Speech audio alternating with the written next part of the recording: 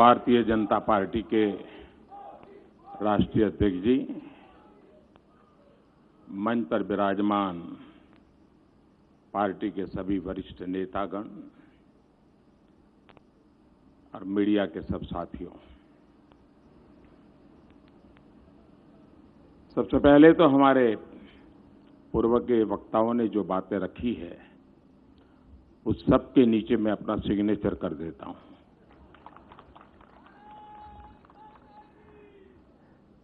और इसलिए रिपीट करने की जरूरत न पड़े। मैं आज इतने बड़े मीडिया का समूह है तो आपका भी और देशवासियों का गत 5 वर्ष में जो सहयोग मिला, समर्थन मिला, और ये जन सहयोग का ही कारण है कि हम इस कार्य को सफलतापूर्वक कर पाए। और इसके लिए मैं देशवासियों का, आप सबका हृदय से बहुत बहुत आभार व्यक्त करता हूं।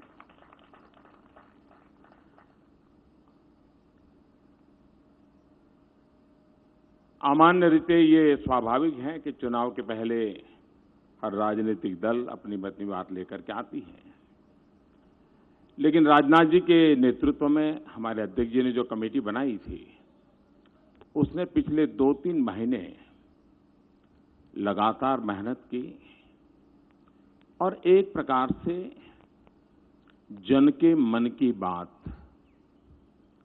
उनकी आशा, अपेक्षा, आकांक्षाओं को सुनना, समझना और एक डॉक्यूमेंट में भले सब कुछ ना आ जाए लेकिन उसकी मूलभूत बातों को पकड़ करके आगे चलने का ये जो मेहनत की इस टीम ने, मैं इस टीम को हृदय से बहुत बहुत बधाई देता हूं। शायद हिंदुस्तान में पहली बार इतनी बड़ी मात्रा में सरकार किन बातों को लेकर के आगे काम करे, जनता को इतनी बड़ी मात्रा में विचार विमर्श हुआ है, ये हिंदुस्तान के इतिहास में पहली बार हुआ है। और ये लोकतंत्र का ट्रू स्पिरिट है और उसको हमने आगे बढ़ाने का प्रयास किया है। आपने देखा होगा कि मैनिफेस्टो में 3 प्रमुख बातों का उल्लेख किया गया है।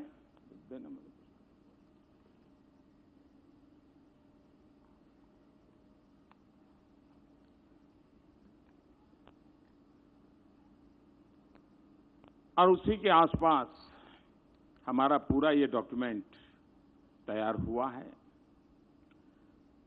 राष्ट्रवाद ये हमारी प्रेरणा है,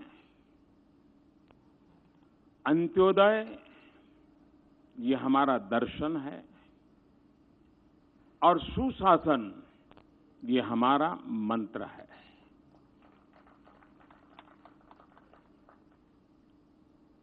इस पूरी रचना जो है उसमें एक आमतौर पर ये मैनिफेस्टो 2024 के लिए है, लेकिन देश की जनता हमारा हिसाब ढंग से मांग सके, इसलिए पहली बार हमने साहस किया है कि इंटरिम भी हमारा हिसाब लिया जाए। और वो है 2022 आजादी के 75 साल होंगे, तब तक हमने देश के महापुरुषों ने जिन सपनों को लेकर के आजादी का जंग किया था, आजादी के लिए बलिदान दिए थे, जब आजादी के 75 साल होंगे तब हम उनके सपनों का भारत समर्पित करने की दिशा में कुछ अहम काम कर लें, पूरा कर लें। इस उद्देश्य से 75 वर्ष 75 लक्ष्य ये हमने तय किए हैं। 75 निश्चित कदम हमने तय किए हैं। ये अपने आप में टाइम बाउंड, वेल डिफाइंड शायद ही कोई घोषणा पत्र में या संकल्प पत्र में आप पहली बार देख पाते होंगे। उसी साथ साथ हम जब इस मैनिफेस्टो को लेकर के आए हैं तो साफ है हमारे मन में, वन मिशन वन डायरेक्शन।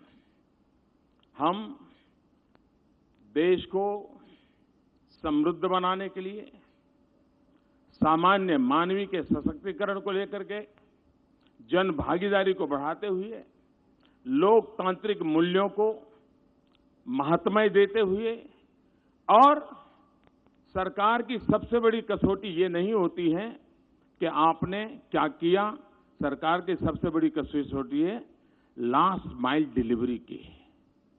और इसलिए वन मिशन वन डायरेक्शन लेकर के हम आगे बढ़ना का हमारा निर्धारित मंत्र है। उसी प्रकार से हमारे समाज में विविधताएं हैं, भाषा की विविधता है, जीवन स्तर की भी विविधता है, शिक्षा में भी विविधता है, जीवन शैली में भी विशेषता है। और इसलिए एक ही डंडे से सबको हाँका नहीं जा सकता, और इसलिए विकास को हमने मल्टी लेयर बनाने की दिशा में, इसमें हमने समाहित करने की पूरी कोशिश की है। गांव हो, शहर हो, अगड़ा हो, पिछड़ा हो, दलित हो, पीड़ित हो, शोषित हो, वंचित हो, आदिवासी हो, पुरुष हो, महिला हो, नौजवान हो, सीनियर सिटीजन हो, हर एक को एक प्रकार से मल्टी लेयर हमने इसकी सबको एड्रेस करने की कोशिश की है। दूसरा हमने प्रयास किया है मल्टी डायमेंशनल, जैसी जहां आवश्यकता उस प्रकार से हम आगे बढ़ना चाहते हैं। एक ही खांचे में, एक ही सांचे में, एक ही ढांचे में चीजों को समाहित करके हम परिणाम नहीं ला सकते हैं। राजनीति चल सकती है, लेकिन देश नीति चलाने के लिए, देश को आगे बढ़ाने के लिए हमने मल्टी डायमेंशनल लेवल पे काम करना होता है। उसको हमने इसमें लेने का पूरा प्रयास किया है। अब जैसे उदाहरण के लिए, आने वाले दिनों में भारत के सामने जो कुछ कठिनाइयां नजर आ रही है, जैसे पानी, खास करके मैं आज जब तमिलनाडु की गहराई में जाता हूं तो ध्यान में आता है कि आने वाले दिन कितने संकट वाले जा सकते हैं। राजस्थान, गुजरात जैसे प्रदेश सदियों से पानी के अभाव में जिए हैं, उन्होंने अपने रास्ते खोजे हैं, लेकिन आज भी देश के कई प्रदेश हैं, उनके लिए भारत सरकार ने गंभीरता से सोच करके समस्याओं का समाधान करना होगा और एक लंबी योजना से करना होगा। और इसलिए हमने सोचा है कि देश में पहली बार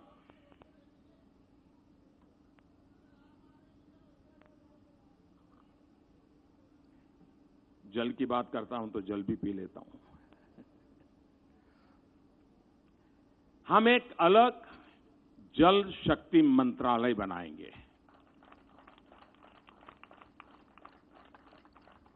हमने इस बजट में मछुआरों के लिए, और कोस्टल एरिया में ही मछुआरे भाई बहन ऐसा नहीं है, हमारे देश की नदी तट की संस्कृति में मछुआरे एक बहुत बड़ी इकोनॉमिकल एक्टिविटी का माध्यम रहे हैं। और इसलिए हमने इस बजट में मछुआरों के लिए एक अलग मंत्रालय की बात बजट में कही थी। हम आने वाले दिनों में जल शक्ति एक अलग मंत्रालय बनाएंगे। नदियों का ऑप्टिमम यूटिलाइजेशन पानी का कैसे हो, कोई हैंडपंप लगाए और चुनाव जीत जाते थे, वो एक जमाना था। लेकिन अब माताओं बहनों को पानी की दिक्कत से मुक्त करके नल से जल कैसे पहुंचाए, इस पर हम काम करना चाहते हैं। हम पानी के संबंध में एक स्पेशल टास्क फोर्स, एक मिशन मोड में रचना करके उसका हम एक बहुत बड़ा बल देकर के काम करना चाहते हैं।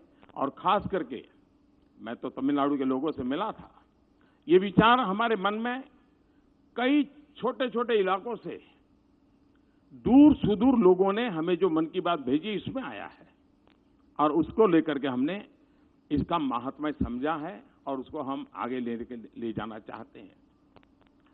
हम लोगों ने 2014 से 2019 हमारे सारे कामों को देखेंगे।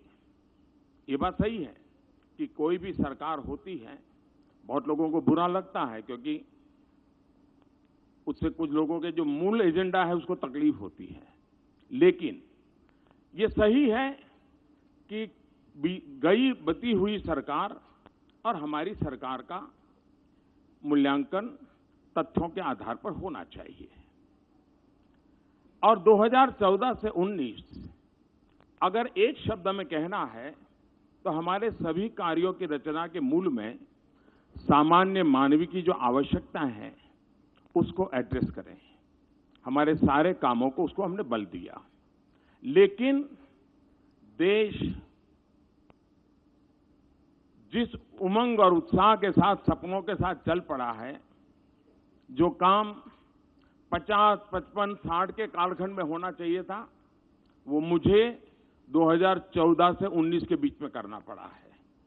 लेकिन उसके अनुभव के आधार पर, उस सफलता के आधार पर इस बार हमने पहले आवश्यकताओं को ध्यान में रख करके शासन चलाया, अब सामान्य मानवीय की आकांक्षाओं को लेकर के हम क्या कर सकते हैं उसको घोषणा पत्र में लेके आए हैं। आवश्यकताओं की पूर्ति अपने आप नई नई आकांक्षाएं जगाती है। आपने देखा होगा, हमने एक हिंदुस्तान का पूरा मैपिंग किया सब डिस्ट्रिक्ट का, और देश में करीब 150 डिस्ट्रिक्ट ऐसे निकाले कि जहां मिनिमम कुछ चीजों पर और बल देने की आवश्यकता है। हमने एस्पिरेशनल डिस्ट्रिक्ट एक स्ट्रेटेजी वर्कआउट की, हमने उसको काम किया। हमने तय किया कि पश्चिम भारत और पूर्वी भारत दोनों बराबरी कैसे करें, पूर्वी भारत को बल कैसे दे, और उसमें हम काफी कुछ आवश्यकताओं को एड्रेस कर पाए हैं। अब आकांक्षाओं को एड्रेस करने की दिशा में हम आगे बढ़ना चाहते हैं। तो एक समग्रतया भारत के विकास को लेकर के हम आगे बढ़ने के लिए चल जाएं। एक और हमने विषय लिया है, आजादी का आंदोलन। देश में सैकड़ों साल की गुलामी के दरमियान कोई वर्ष ऐसा नहीं रहा है हिंदुस्तान का कोई न कोई कोना आजादी के लिए लड़ाई लड़ता रहा है। सैकड़ों सालों तक हर वर्ष कहीं न कहीं बलिदानियों की परंपरा रही है। लेकिन आजादी को जब महात्मा गांधी ने जन आंदोलन बना दिया तो उसने बहुत बड़ी ताकत पाई। जैसे आजादी पाने में जन आंदोलन एक बहुत बड़ा सशक्त माध्यम बना, कोई रेंटियां काटता है तो आजादी के लिए, कोई प्रौढ़ शिक्षा करता है तो आजादी के लिए, कोई सफाई करता है तो आजादी के लिए, कोई शिक्षक का नाम काम करता है आजादी के लिए, कोई खादी के कपड़े पहनता है। गांधी जी ने उसको बहुत बड़ा एक व्यापक रूप दे दिया था। भारत को भी विकास के लिए विकास को जन आंदोलन बनाना, और एक सफल प्रयोग आप देख सकते हैं, स्वच्छता। हमारे देश में पहले हम गंदगी की चर्चा करते थे, गंदगी के विषय में हर बार खबरें भी आती थी, बातें भी आते थे, सब होता था। लेकिन पिछले 5 साल में स्वच्छता की चर्चा हो रही है। इसका मतलब ये नहीं कि गंदगी खत्म हो गई थी, लेकिन स्वच्छता की चर्चा करते करते हमने गंदगी को एड्रेस किया, यानी पॉजिटिव थिंकिंग को बढ़ाते बढ़ाते नेगेटिविटी को खत्म किया। और इसमें मुझे देश के सभी मीडिया हाउस की मदद मिली, मैं आज उनका आभार व्यक्त करना चाहता हूं। देश की युवा पीढ़ी की मदद मिली और वो जन आंदोलन बन गया। स्वच्छता के लिए कोई सरकार अपने खाते में सफलता का दावा नहीं कर सकती है, जन आंदोलन बना। जब जन आंदोलन बनता है तो कितनी बड़ी सफलता मिलती है, और इसलिए हम विकास को जन आंदोलन बनाने की दिशा में केंद्रस्थ विचार लेकर के चलना चाहते हैं। ये भी सही है कि आखिरकार गरीबी से लड़ना है तो 50 साल के सारे प्रयोगों ने बताया है कि दिल्ली के एयर कंडीशन में बैठे हुए लोग गरीबी को परास्त नहीं कर सकते हैं। हम लोग भी एयर कंडीशन कमरों में बैठते हैं, इसलिए मैं कोई किसी और के लिए नहीं कह रहा हूं। गरीब ही गरीबी को परास्त कर सकता है, यह हमारा मंत्र है। और इसलिए एम्पावरमेंट ऑफ पुअर, अब जब हम गरीब को घर देते हैं तो उसकी आवश्यकता पूरी होती है, नए एस्पिरेशंस जगते हैं और वो उसके लिए सोचता है अब घर मिला है तो कर्टेन के लिए थोड़े पैसे बचाओ, वो सोचता है मेहमान आएंगे तो 2 चेयर के लिए पैसे बचाओ। उसका दिमाग बदलना शुरू हो जाता है। चीजें मैं छोटी बता रहा हूं, लेकिन मैं धरती का इंसान हूं, इसलिए बदलाव को बड़ी बारीकी से देख पाता हूं। और इसलिए empowerment of citizen and particularly empowerment of poor, इसके लिए हमने बल दिया है। दूसरा, हमारे देश में एक सोच बनाई दी गई कि भाई जनता को कुछ भी दो कम पड़ता है, जनता को कुछ भी दो कम पड़ता है। ये मैं समझता हूं कि देशवासियों का अपमान है। हमारा देश ऐसा नहीं है। एक बार लाल किले से मैंने कहा था कि जो संभव हो अपनी गैस सब्सिडी क्यों नहीं छोड़ते हैं, और मेरा देश गर्व के साथ कह सकता है 1.25 करोड़ से ज्यादा परिवारों ने गैस सब्सिडी छोड़ दी।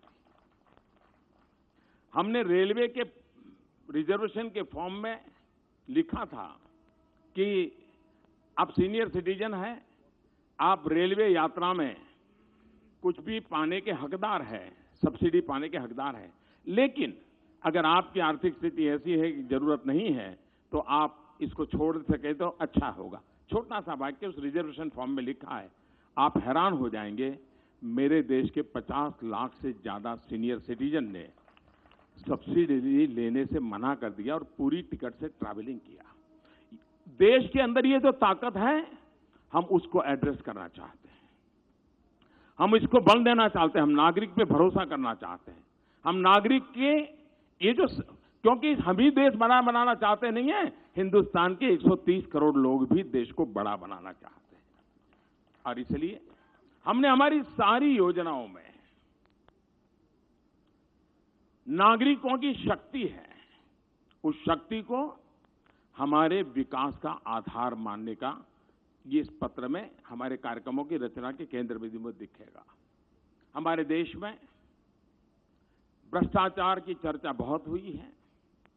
शासकीय व्यवस्था में भ्रष्टाचार को कंट्रोल करने में हमने बहुत सफलता पाई है। Good governance, easy governance, transparent governance, accountable governance, responsible governance, इन सारी बातों को बल देते हुए शासन व्यवस्था में हमने कई रिफॉर्म्स किए हैं। हमने कई अधिकार बहुत नीचे तक हमने दे दिए हैं ताकि अकाउंटेबिलिटी बढ़ रही है। लेकिन टेक्नोलॉजी ने बहुत बड़ी मदद की है ट्रांसपेरेंसी में। चाहे जनधन, आधार, मोबाइल वाला हमारा जैम योजना हो या ई मार्केटिंग का हमारा प्रयास हो, बहुत बड़ा सफलता मिली है। इस चीजों को हम नीचे तक परकोलेट करना चाहते हैं और उसको हम आगे बढ़ाना चाहते हैं। किसान के लिए पेंशन की बात हो, खेत मजदूर के लिए पेंशन, इस एक बहुत बड़े कदम की ओर हम आगे बढ़ रहे हैं ताकि वो एक एश्योर्ड जिंदगी जीने के लिए, अपने परिवार के साथ काम करने के लिए सफलता से आगे बढ़ेगा।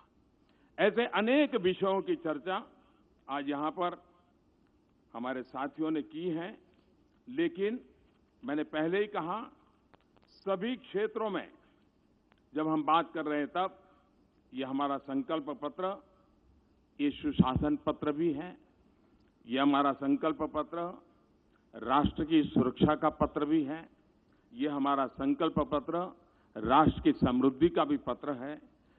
इन सारी बातों के साथ आपको याद होगा कि हम 90 के दशक में बार बार सुनते थे 21वीं सदी आ रही है, 21वीं सदी आ रही है, लेकिन देश को उसके लिए तैयार करने में हमने मौका गंवा दिया। 21वीं सदी एक नारा बन गया, चुनाव में बोला जाता था, चर्चा होती थी। 21वीं सदी में तो हम 2 दशक तो पार करने की पहुंच गए हैं। 2022 आजादी के 75 साल है और कुछ ऐसे ऐतिहासिक पल होते हैं जो प्रेरणा के लिए बहुत बड़ी ताकत रखते हैं। अगर गांधी 150 तो अपने आप में स्वच्छता के लिए एक प्रेरणा का कारण बन सकते हैं। आजादी के 75 साल प्रेरणा का कारण बन सकते हैं। अब हम सुनते हैं कि 21वीं सदी एशिया की सदी है। अगर 21वीं सदी एशिया की सदी है तो भारत उसको लीड करे या न करे, करना चाहिए कि नहीं कर चाहिए, कर सकते हैं या नहीं कर सकते हैं, हमारा संकल्प पत्र है। हम संकल्प के साथ चलते हैं कि जब हिंदुस्तान की आजादी के 100 साल होंगे, 2047 आजादी के 100 साल हो, तब देश डेवलपिंग कंट्री से डेवलप कंट्री की ऊंचाई को कैसे पार करे।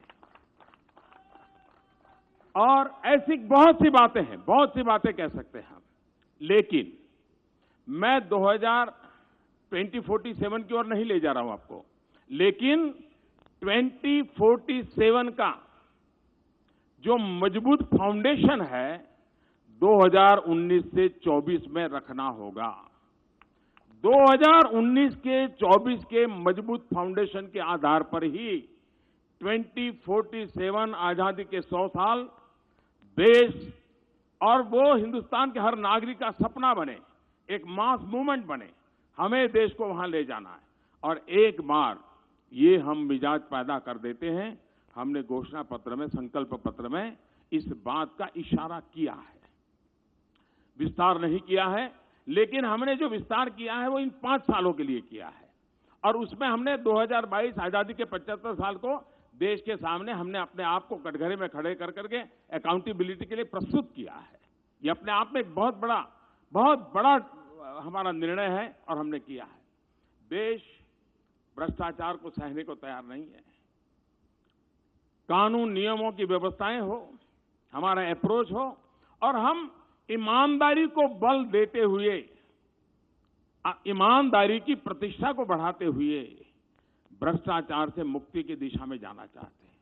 हमने देखा होगा कि 19वीं शताब्दी में हमारे देश में जो सामाजिक बुराइयां आई थी, बहुत बड़ी मात्रा में बुराइयों ने समाज को जकड़ लिया था। उस समय के नेतृत्व ने, एक तरफ आजादी का जंग चल रहा था, लेकिन 19वीं शताब्दी में ज्यादातर सामाजिक सुधार के अभियान हुए। बड़ी हिम्मत के साथ हमारे देश के अनेक महापुरुष निकले और उन्होंने किया। आज समय की मांग है कि हमारी खास करके राजनीतिक व्यवस्था में, शासकीय व्यवस्था में जो बुराइयां घर कर गई है, 19वीं शताब्दी में सामाजिक बुराइयों के खिलाफ जिस प्रकार से एक जन चेतना का आंदोलन चला, आने वाले दिनों में इन एक निश्चित फ्रेमवर्क की व्यवस्थाओं के भीतर इस प्रकार की जो बुराइयां घुस गई हैं, उसके खिलाफ कदम भी लेने हैं, नीतियां भी बनानी है, निर्णय भी करने हैं, लेकिन जन सामान्य का दबाव भी बढ़ाना है, एक जन आंदोलन भी करना है, सुधार के संकल्प की ओर जाना है और उस दिशा में भी एक सकारात्मक विचारों को लेकर के हम देश को आगे ले जाने की दिशा प्रयास करते हैं। गांव, गरीब, किसान हमारे इस केंद्र में है।